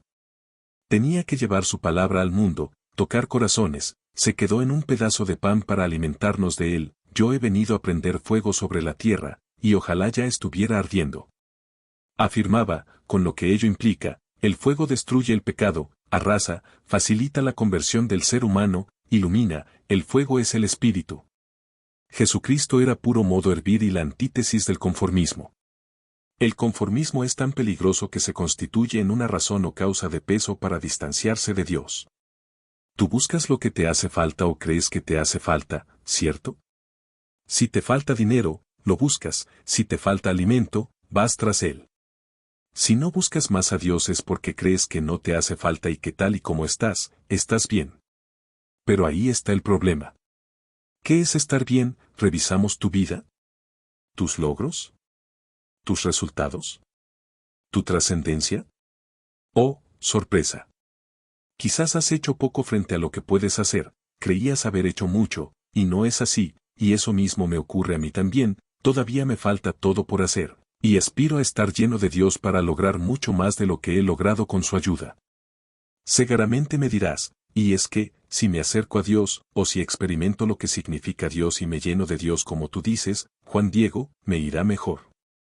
No lo sé, ni quiero que lo busques para que te vaya mejor, pero hay algo claro, sin Dios no te iba tan bien como creías, y no me limito a números o resultados tangibles como más dinero, más amigos, más negocios o más seguidores, no, por favor, hablo de cómo se dan tus resultados, qué clase de ser humano eres, qué provocas en las demás personas, en síntesis, cómo ha sido tu proceso. Puedes ser feliz sin Dios y feliz con Dios, eso está claro, pero serás más feliz con Dios. ¿Por qué? Porque no estarás solo nunca, y eso no es poca cosa, tendrás a quien rendirle cuentas, alguien que no te castigará ni te juzgará, alguien que te seguirá amando y que, por ser todopoderoso, ya te puso la vara muy alta con el ejemplo, para que al menos lo emules, como hijo de él que eres, y lo hagas sonreír con la vida que lleves. Si no tienes a quien rendirle cuentas vivirás una vida anárquica, creyendo, con segura autocomplacencia, que todo lo que haces está bien o si no lo está, igual te lo perdonarás para no complicarte la vida. Eso no es sabiduría, es libertinaje. Hay muchos ambiciosos en la historia de la humanidad que desarrollan un proyecto con locura, la famosa Madre Teresa es un ejemplo. ¿Cuántos hospitales ayudó a construir en la India? La expansión de las Hermanas de la Caridad por todo el planeta da fe de su ambición, crear una comunidad que viera el dolor de Jesús en los pobres. Ella sabía que lo que cada pobre sufría, lo sufría también Jesús, aliviar ese dolor fue su misión. Su fuego era el fuego de Jesús. La ambición nunca es el problema, por el contrario, sin ella no se cumple con una causa noble, épica, trascendental. El problema es el egoísmo, la mezquindad, el afán personal a costa del interés y derechos de los demás. ¿Ambición para cuál fin? Esa sería la pregunta indicada. Tanto en Cristo como en la Madre Teresa, su pensamiento fue grande, su causa fue noble, otros han sido igualmente ambiciosos, pero pensando solo en sí mismos y anteponiendo su ego, vanidad e intereses. Tus metas no pueden ser dinero, poder y estatus, probablemente acabarás mal si así fuere. Si tus metas son otras, centradas en servir desde el corazón, tendrás dinero, poder y estatus, y no habrá nada de malo en ello. El cómo es importante. El dinero es una consecuencia, no una meta, el dinero es un medio para lograr ayudar a otros, no un fin en sí mismo. Pablo Escobar, el Chapo Guzmán y otros narcotraficantes, eran ambiciosos y tuvieron mucho dinero, pero como terminaron, Hitler y Napoleón, lo propio, pero ¿cómo fue su fin? El problema no es el dinero, el tema es el sentimiento frente al dinero. Podemos querer el dinero, que nos guste el dinero, pero que no sea el centro de nuestras vidas. El objetivo tiene que ser escribir un libro para ayudar, no escribirlo para comprarse un avión con las regalías. Tu meta no debe ser material, incluso, si lo que más quisieras fuera dinero, no lo busques con desespero, pues más esquivo te será. El dinero huele el desespero y termina pareciéndose al arte de conquistar, muéstrate evidente y demasiado obvio, y te esquivarán, aumenta tu indiferencia y harás que aumente el deseo de quien buscas. Hay que vaciar el corazón de apegos a lo material, al tener espacio libre, un corazón es albergue para que en él ingrese una mayor espiritualidad. Tú no debes sentir que una abundancia material ya no haga necesaria la presencia de Dios en tu vida. Por el contrario, tu mayor muestra de espiritualidad se evidencia cuando más bienes materiales posees y, aún así, eres humilde, solidario y preocupado por los demás. En una crisis, como en una turbulencia aérea, es muy fácil invocar y necesitar a Dios, Clamamos por él en la enfermedad, en la muerte de un ser querido, en una ruptura sentimental, en una cárcel y en una quiebra económica. Ahí todos somos espirituales, en mayor o menor dosis. Pero lo somos en la opulencia, cuando estamos bien y en apariencia nada nos falta. Jesucristo estaría feliz en hogares de ricos que hayan hecho bien a la humanidad. Tú puedes coexistir con la riqueza siendo humilde de corazón y grande en generosidad y actos. El Papa Francisco, considerada una persona muy humilde, no se fue del Vaticano durante su papado, un lugar en el que abundan la riqueza y la opulencia. Mateo, fue llamado por Dios, y los recaudadores de impuestos solían tener mucho dinero. Lo que tenemos que hacer es mucho más de lo que hacemos. Preguntémonos si lo que hacemos tiene alguna retribución o damos sin esperar nada a cambio. Los niveles espirituales más altos se logran cuando se tienen los niveles de desapego más elevados. Riqueza material y espiritual pueden coexistir, lo que no es sostenible es la evolución espiritual en un cuerpo que se aferre a lo material y lo tenga por prioridad. Síguele la pista al corazón y pregúntate qué haces por los pobres, y no solo por ellos, por tus empleados, por tu familia. Tienes tiempo, dinero, conocimiento, oportunidades y experiencias de vida, eso también lo puedes compartir. Hay que lograr un equilibrio entre tus anhelos y las necesidades de los demás. Si suben tus anhelos, que suba tu ayuda. ¿Compraste más camisas? Regala las que no te pongas. ¿Tienes un seminario muy exitoso? Otorga cupos a quienes lo merezcan y hoy no puedan pagarlos, o crea un incentivo para que quienes ya asistieron se beneficien al referir a más personas. Amor y ambición combinadas, cóctel perfecto de grandeza.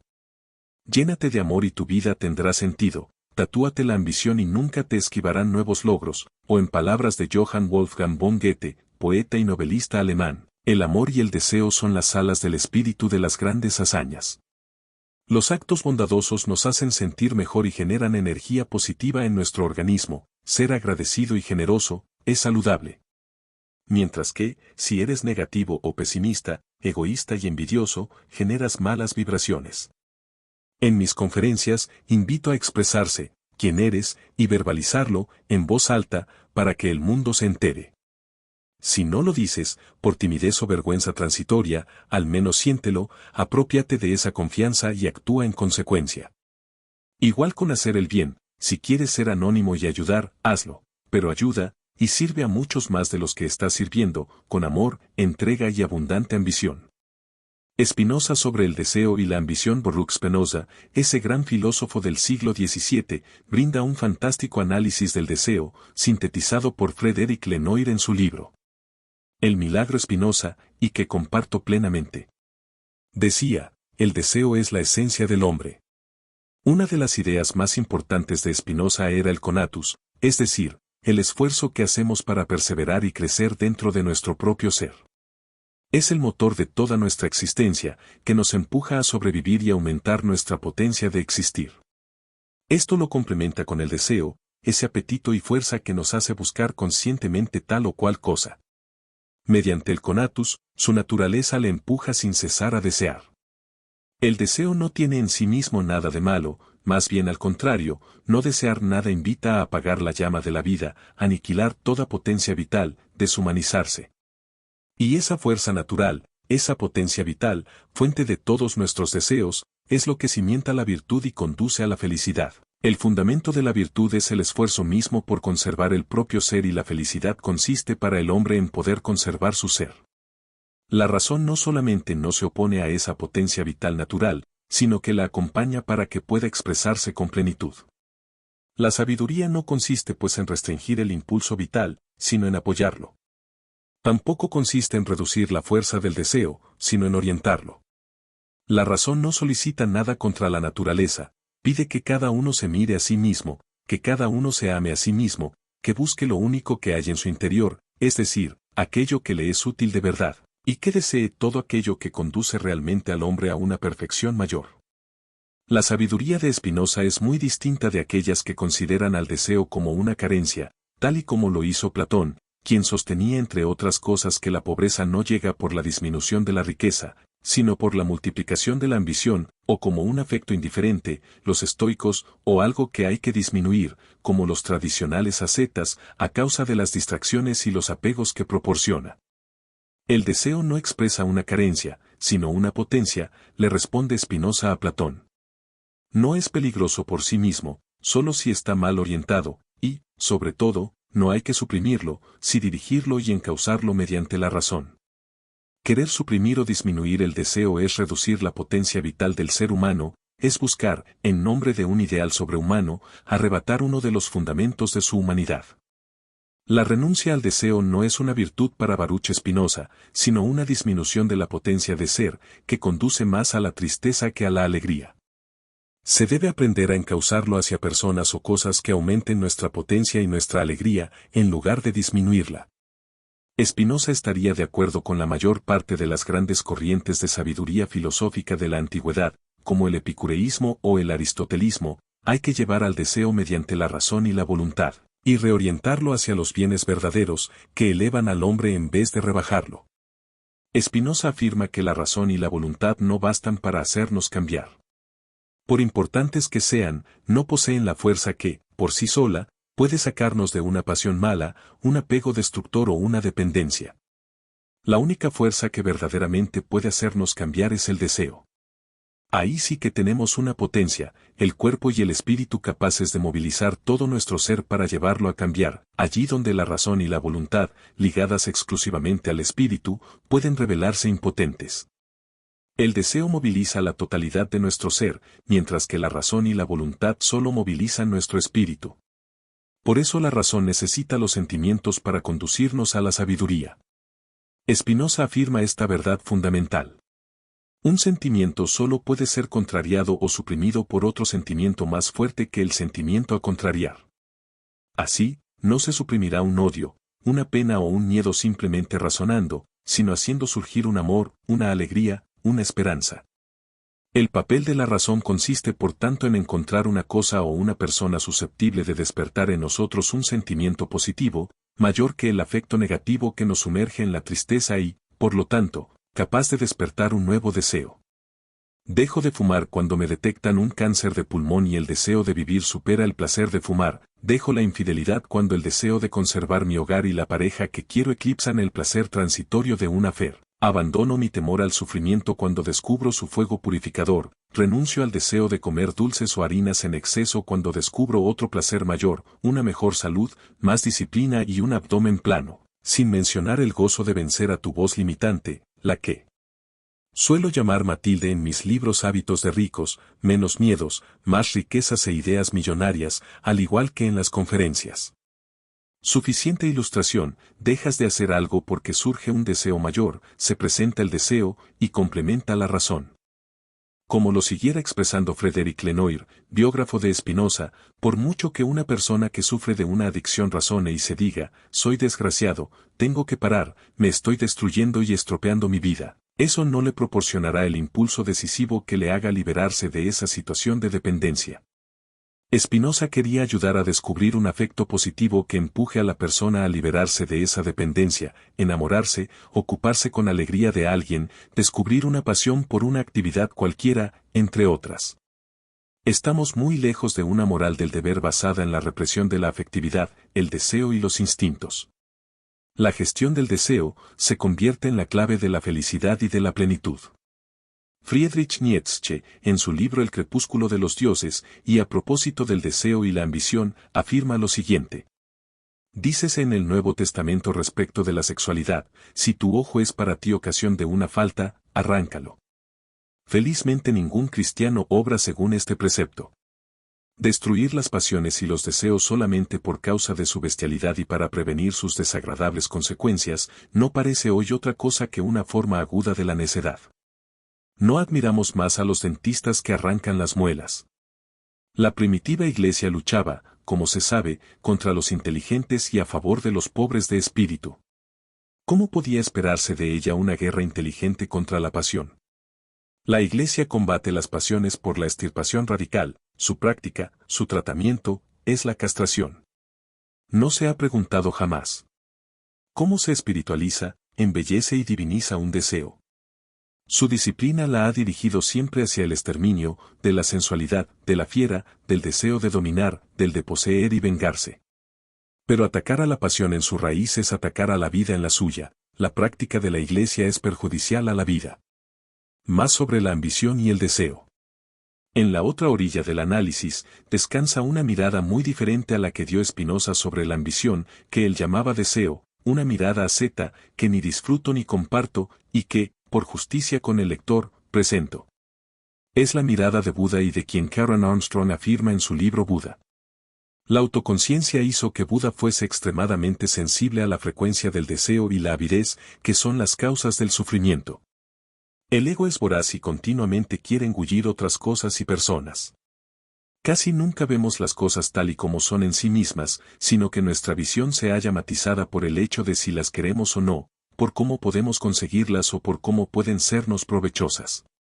Nuestra visión del mundo está, por consiguiente, distorsionada por nuestra ambición y, a menudo, eso lleva a la mala voluntad y la enemistad cuando nuestros deseos chocan con los deseos de otros. De ahí que Buda siempre asociara el deseo con el odio. Cuando decimos quiero, a menudo nos sorprendemos a nosotros mismos embargados por la envidia, los celos y la rabia si hay otras personas que se interponen en nuestros deseos o triunfan ahí donde nosotros hemos fracasado. Esos estados mentales son inhábiles o no provechosos porque nos llevan a ser más egoístas que nunca. El deseo y su concomitante, el odio, son por tanto las causas conjuntas de gran parte de la miseria y el mal del mundo. Por una parte, el deseo nos lleva a aferrarnos a cosas que nunca pueden darnos una satisfacción duradera.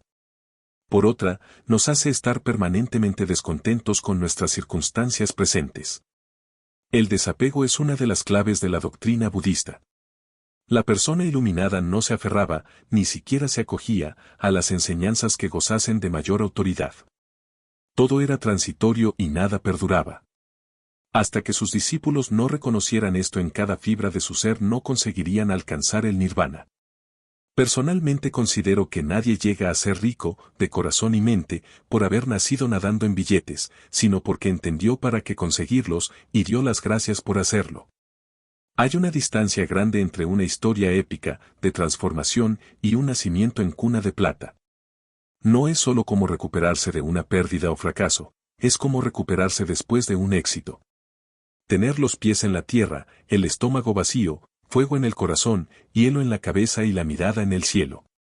¿Cuántos no ganan algo y se caen o enloquecen o no volvemos a saber de ellos?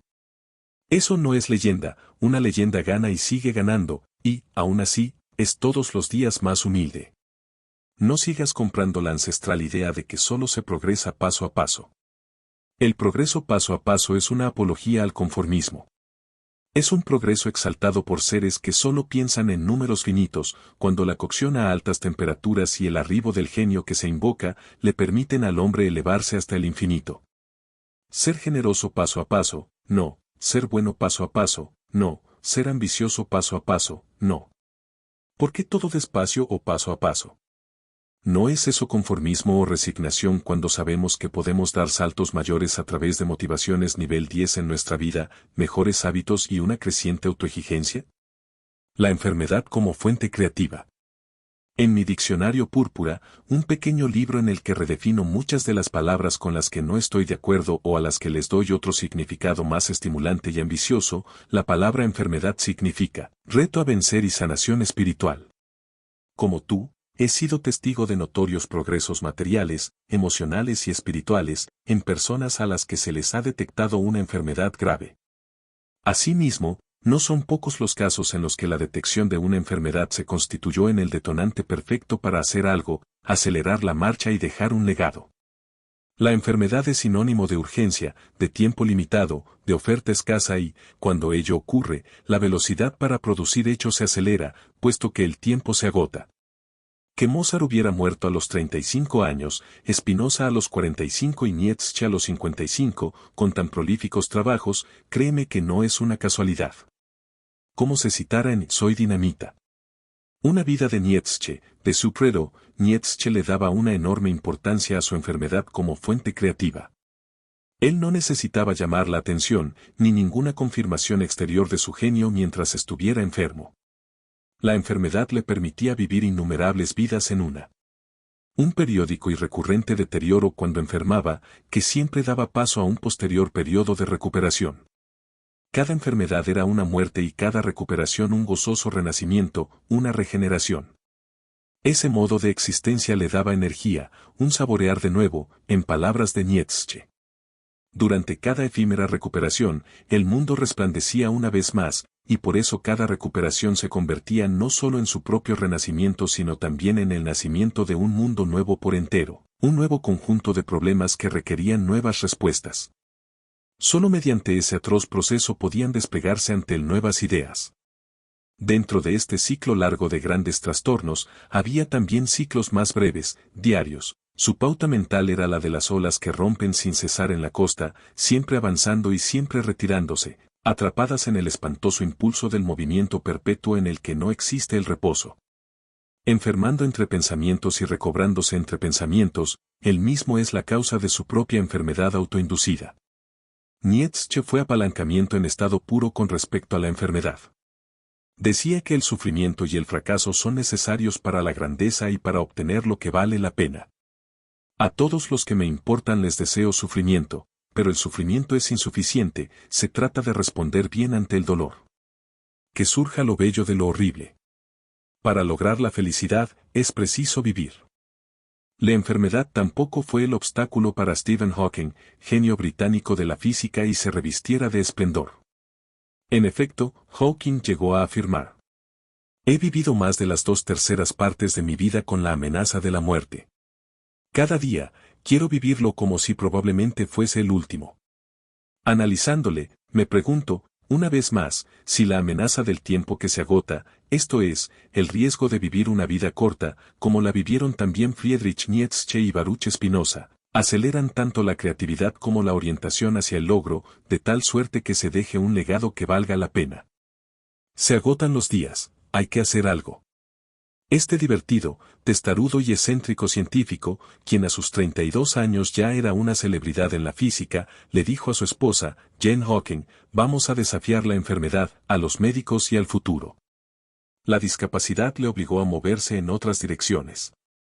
El tener la mente activa le fue vital para sobrevivir, así como tener un buen sentido del humor. Una de las cosas que más reconoció fue la importancia de cuestionarse todo y pensar en grande, prácticas incentivadas por sus padres. Hawking no estuvo entre los primeros de la clase. A sus 21 años le diagnosticaron su enfermedad y le pronosticaron de 2 a 3 años de vida. No me da miedo morir, pero no tengo prisa en hacerlo, afirmaba. En 1985 estuvo en coma, Jane rezaba para que viviera. Solo un milagro lo podía salvar, ella oró sin descanso, se salvó. Pero Hawking no creía en los milagros, porque reñían con la ciencia. Esa diferencia en creencias fue una de las razones de su posterior separación. Sé tú mismo y cada vez mejor. La religión de la confianza en sí mismo, espina dorsal del trascendentalismo en el siglo XIX y cuyo mayor exponente es Ralph Waldo Emerson, depositaba su fe en lo que podía el ser humano encontrar dentro de sí mismo, y el enorme reto que le esperaba una vez hallara lo buscado. Sentirse único, lleno de posibilidades, diferente, imbuido de autoconfianza y reflejándose en el espejo de la naturaleza, que tanto enseña, que tanto muestra, que tanto nos aproxima al Creador, son verdaderos rayos de luz para la conciencia, descargas eléctricas para el corazón, sacudidas intempestivas para la razón. El famoso credo del libertario, néctar del individuo y su destino, y término que significó desde su origen en la Inglaterra del siglo XVIII, partidario de la libre elección, y cuyo uso principal se da en el campo de la filosofía política, sostiene. La imitación es un suicidio, la virtud que más exige es conformarse, que no ama a la realidad y a los creadores sino a los nombres y a las costumbres. La sociedad no es sino una conspiración contra la hombría de cada uno de sus miembros. Quien quiera ser un hombre deberá ser un inconforme. Quien quiera conquistar palmas inmortales, no se dejará influir por el nombre del bien perseguido, sino que explorará por sí mismo si es un bien. Nada es sagrado, salvo la integridad de tu propia mente. Absuélvete a ti mismo. Ninguna ley me es sagrada, si no es la de mi propia naturaleza. El bien y el mal son nombres fácilmente transferibles a esto o a aquello, lo único bueno es lo que está de acuerdo conmigo, lo único malo lo que está en contra. Me avergüenza pensar cuán fácilmente capitulamos ante símbolos y nombres, ante grupos numerosos o ante instituciones muertas. Lo que me importa es lo que debo hacer, no lo que piensa la gente. ¿Es malo acaso ser incomprendido? Afrontemos y desafiemos la satisfecha mediocridad y el escuálido conformismo de la época. Nuestra manera de vivir, nuestras artes y nuestras ocupaciones, nuestros matrimonios, nuestra religión, han sido elegidos para nosotros por la sociedad. Insiste en ti mismo, que nunca haya límites. Lo que acabas de leer pareciera redactado para el momento actual, para el siglo XXI, en el que hacer las cosas como siempre se han hecho, ir progresando despacio, paso a paso, acomodarse a unas condiciones que no se comparten, ni se disfrutan, ni a las que se les extrae provecho, pareciera ser ley para millones de seres humanos. Basta ya. Suficiente. El tiempo apremia y el día que hoy estás viviendo significa que ya tienes uno menos por vivir. Emerson decía en su ensayo sobre autoconfianza: creer en tu propio pensamiento, creer que lo que es verdad para ti en lo íntimo de tu corazón, es también verdad para todos los hombres, eso es el genio. Expon tu recóndita convicción y tendrá sentido universal, porque lo más íntimo se convierte a su debido tiempo en lo más externo, y nuestro primer pensamiento vuelve a nosotros traído por las trompetas del juicio final. Confía en ti mismo, todo corazón vibra con esa cuerda de acero. Acepta el lugar que haya asignado la divina providencia, el trato de tus contemporáneos, la secuencia de los acontecimientos. Siempre han obrado así los grandes hombres y se han confiado, como niños, al genio de su edad, percibiendo que esa confianza estaba asentada firmemente en su corazón. Nada hay más sagrado que la integridad de nuestro propio pensamiento. Todo individuo decente y bien hablado me impresiona más de lo debido. Debiera conducirme directa y vitalmente y decir la verdad clara y desnuda en todas las circunstancias. ¿Triunfarán la malicia y la vanidad porque se disfracen de filantropía? Debo hacer lo que tengo que hacer y no lo que la gente opine. Esta regla, tan ardua en el terreno de la acción como en el teórico, puede servir para una neta distinción entre grandeza y mediocridad. Lo más llamativo es que siempre encontrarás quienes piensan que saben cuál es tu obligación mejor que tú mismo. Es fácil en el mundo vivir conforme a la opinión del mundo, es fácil en la soledad vivir de acuerdo con nuestra propia opinión, pero hombre grande es aquel que, en medio de la multitud, conserva sin estridencias la independencia de la soledad. Nietzsche coincidía con Emerson a propósito de favorecer el autoconocimiento, destruir lo que no estaba bien. Supredo lo registra así en su libro Soy Dinamita. Una vida de Nietzsche. Las personas no progresan si no piensan, si no razonan, si no se apartan de la manada. Hay serias limitaciones en la manada. La igualdad, cierta asimilación efectiva que no hace sino expresarse en la teoría de los derechos iguales, pertenece esencialmente a una civilización descendente, el abismo entre hombre y hombre, entre clase y clase, la multiplicidad de los tipos, la voluntad de ser, de distinguirse, lo que yo llamo el patos de las distancias, es el propio de todas las épocas fuertes, no hay ponzoña más venenosa que la doctrina de la igualdad, parece predicada por la justicia misma, cuando no es sino el fin de toda justicia. Igualdad a los iguales, desigualdad a los desiguales, tal debía ser el verdadero lenguaje de toda justicia, de donde se seguiría necesariamente no igualar las desigualdades.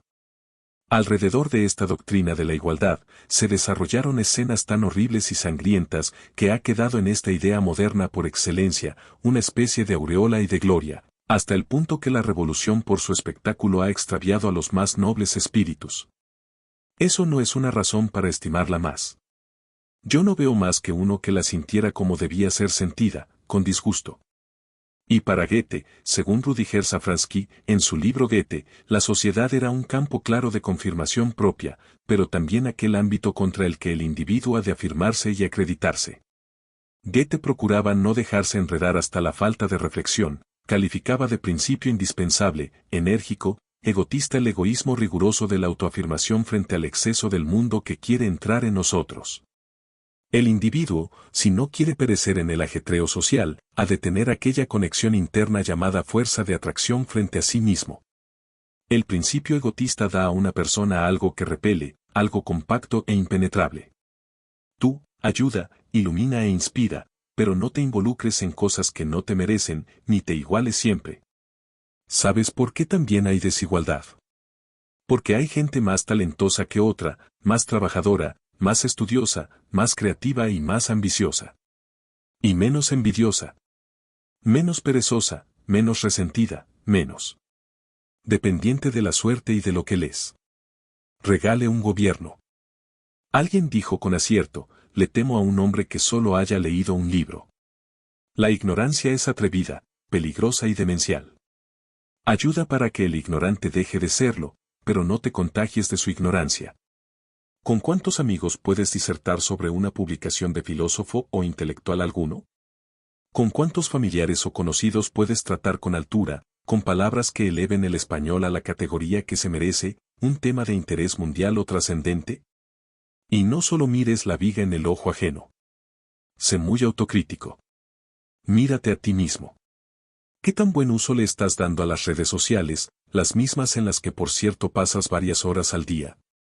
¿A quiénes sigues en las redes sociales? ¿Cuáles son tus hábitos diarios en pro de una mayor espiritualidad y una mayor riqueza? ¿Cuáles son tus principales amigos y referentes? ¿De qué te nutres a diario para que tu discurso adquiera mayor lucidez y revista el brillo que tu personalidad impone? ¿No te sientes a veces fatigado por tanta trivialidad mediática? ¿No sientes que te asfixias en discusiones baladís que más parecieran ser vertederos de odios y batallas de egos? Elévate por encima de ello. Construye tu mundo sin importar lo que digan de él. ¿Acaso te ofrecen esos legos que te critican algo mejor? Solía responder con virulencia a algunos ataques y diatribas en redes sociales. Hoy mi mejor respuesta es el silencio, consecuencia de tomar distancia y, en tal virtud, escoger la mejor decisión, ese silencio. No pretendas igualar lo que no es igual. ¿Quién pretendió insultarte tiene acaso tus mismas horas de lectura y erudición? ¿Tus valores, inteligencia emocional, experiencia y educación? Es posible que no. Y no pretendo que te sientas un ser superior. Solo hay uno, y no eres tú ni lo soy yo, pero atento, no es inteligente igualarte siempre en aras de parecer humilde. Equivaldría ello a que una persona con grandes conocimientos financieros decida comprar la lotería para incrementar su capital. Como mínimo pondrías en duda tal bagaje y conocimientos si es al azar a lo que acude para conseguir el logro. Das una mirada en las redes sociales y encuentras en la mayoría de las ocasiones temas y tendencias que reflejan el grueso de la sociedad, comúnmente conocido como el vulgo. Si al vulgo lo evades por ignorante, trivial, envidioso y mezquino, no te quedes perdiendo el tiempo ahí. De hacerlo, interpretarás de manera errónea lo que algunos llaman la realidad.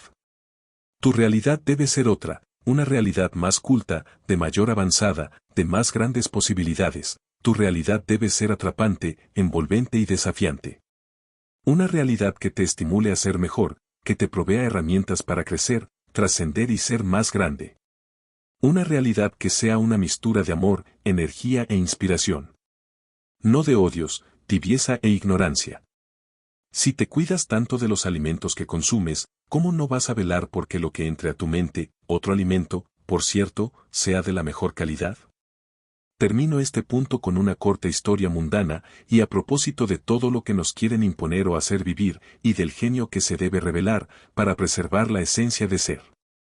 En cierta ocasión una persona me dijo: mira, Juan Diego, hay un familiar que me está haciendo la vida imposible. Basta que yo hable de un proyecto o de un emprendimiento para que de inmediato lo critique o empiece a verle toda clase de peros. Que eso no va a funcionar, que podría perder dinero, o que mejor fuera por lo seguro y no arriesgara tanto. Lo particular es que esa misma persona no me propone nada a cambio. Yo le manifesté: ¿cómo se llama esa persona? Me dijo: su nombre es Dionisio Asconzábal. Acto seguido le manifesté: dame un minuto, lo buscaré en Google para saber quién es. Tras hacerlo, y por cierto no encontrar nada en cuanto a referencias en ese momento, le dije: ¿sabes qué?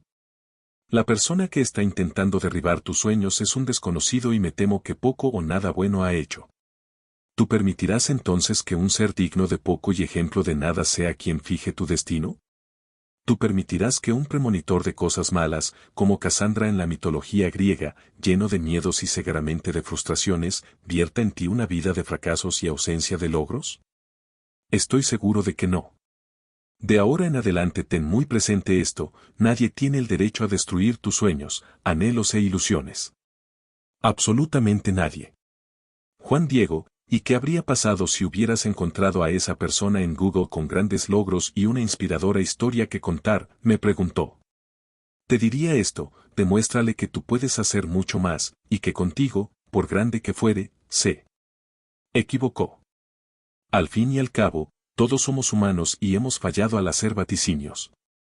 Recuerda que siempre que hagas algo hay dos tipos de personas que están atentas a tus resultados. Por un lado, la persona que hemos llamado vaca blanca, que siempre te criticará y le verá el punto negro a la pared blanca o el pelo al huevo, como se expresa comúnmente, pero también, y por fortuna, estará la vaca púrpura o ser extraordinario, que te estimulará y dirá, vamos hacia adelante, confío en ti, ganas o aprendes, y estoy aquí para apoyarte y bancarte. Que quienes influyan en tu vida sean siempre seres cuyo ejemplo genere credibilidad. No personas que no hayan hecho nada y que pretenden que tú termines igual. Alegría, felicidad y disfrute. Spinoza decía que es propio de un hombre sabio reconfortarse y reponer fuerzas gracias a alimentos y bebidas agradables tomadas con moderación y también debido a los perfumes, adornos, música, juegos deportivos y espectáculos, de los cuales todos podemos disfrutar sin hacer daño a nadie. Richard Wagner, por otra parte, el músico preferido de Friedrich Nietzsche, antisemita, y quien amaba la fama, la ropa y los lujos, manifestaba, a propósito de los mensajes de abundancia para producir su música. Si estoy obligado a sumergirme una vez más en las olas de la imaginación artística para encontrar satisfacción en un mundo imaginario, al menos debo ayudar a mi imaginación, y encontrar los medios para estimular mis facultades imaginativas. Por tanto, no puedo vivir como un perro. No puedo dormir en paja ni beber ginebra corriente, la mía es una sensualidad intensamente irritable, aguda e inmensamente voraz, pero excepcionalmente tierna y delicada, que, de una forma u otra, debe ser halagada si quiero consumar la cruel y difícil tarea de crear en mi mente un mundo que no existe. Según la psicóloga Sonja Lyubomirsky, los tres factores que más influyen en el aumento de nuestros niveles de felicidad son la habilidad para redefinir una situación desde un prisma más positivo, la habilidad para sentir gratitud y la amabilidad y la generosidad como elección personal. Coincido con ella, y no son los únicos factores. Disfrutar la vida, como lo sugerían Spinoza y Wagner, superarse a sí mismo día tras día, servir desde nuestro corazón y con los talentos y experiencia que tenemos e invocar el Espíritu Santo, esto es, el Espíritu de Dios, para evolucionar interiormente y desarrollar nuestra misión, aumentan en gran manera aquello que llamamos felicidad. Se nos ha dicho que el dinero no compra felicidad, y que, de comprarla, solo lo hace cuando lo gastas en otras personas, tu familia y amigos, por ejemplo. Esto es una verdad a medias, es decir, una mentira. ¿Por qué te olvidas de ti? Si lo gastas en ti, ¿por qué no habría de ser también felicidad? ¿Es que acaso no sientes lo que los demás pudiesen sentir merced a tu generosidad, en este caso contigo mismo? Claro que lo sientes, y por supuesto lo mereces. Hipocresía en su más alta expresión es la que pulula. Convención social que irrita y asfixia. Pensar en el otro, sí, pero en ti también. Y que nunca falte ni escasee. Por olvidarte de ti, terminarás viviendo la vida que otros quieren que vivas. ¿Eso es lo que realmente deseas? Pongo mis fichas por un no de respuesta. Gasta en los demás y en ti, y hazlo sin miseria ni remordimiento alguno. Te rodearán manipuladores y parásitos financieros, incapaces de cubrir sus propios gastos. Siempre te dirán que lo mejor es dar, y no recibir. Quienes te dicen eso aman recibir y poco se preocupan por dar. Tenlo presente si quieres ver crecer tu patrimonio. Sobre esa clase de sanguijuelas y aves de rapiña me ocupé ya en libros anteriores, hay personas que esperan mucho pero que dan muy poco. Seres que sienten que siempre les están debiendo, la sociedad, la familia, el gobierno, la vida misma. Aléjate de ellos, te devorarán como lo hacen los gusanos con los muertos. El riesgo se mitiga en forma simple, mantente vivo y atento y no descuides ningún detalle ni menosprecies a ningún parásito potencial. Muchos fungen de solidarios y generosos, pero son buitres que solo buscan el alimento con el que ya pereció. Es posible que ya tengas a algunos de ellos en mente, es posible que incluso duerman contigo o compartan la misma mesa. No te angusties, todos, de alguna forma, los hemos tenido cerca. Atentos entonces. Para terminar este punto, digamos que ser feliz es una filosofía de vida, y a ella contribuye el disfrute y la alegría. Invierte en lo que te haga feliz sin hipotecar o comprometer tu futuro. No pretendas que todas tus decisiones de compra, disfrute o inversión, deban tener siempre un alto retorno monetario o financiero. No le hago una apología a lo irresponsable y al despilfarro, si al hoy, a no aplazar, a no tener por fin ser el más rico del cementerio, dejando atrás una existencia de insatisfacciones, privaciones, aplazamientos y cosas por hacer. Hazlas ya. Atrévete y no lo pienses tanto. Ahora bien, hay una diferencia muy grande entre ser feliz y estar feliz. Yo puedo tener muchos problemas en mi vida, estar insatisfecho, atravesar por momentos de baja energía y luego, tras ingerir licor, estar animado y llegar incluso a bailar. Estoy feliz, pero no soy feliz. Apenas el efecto del licor desaparezca, volveré a mi estado de infelicidad. La duración y la intensidad definen el estado de felicidad. Ser feliz es una decisión, una actitud ante la vida. Mientras más intensidad y duración tenga tu actitud, tanto más feliz serás. Tú puedes decidir ser feliz para siempre si dispones de la voluntad para hacerlo.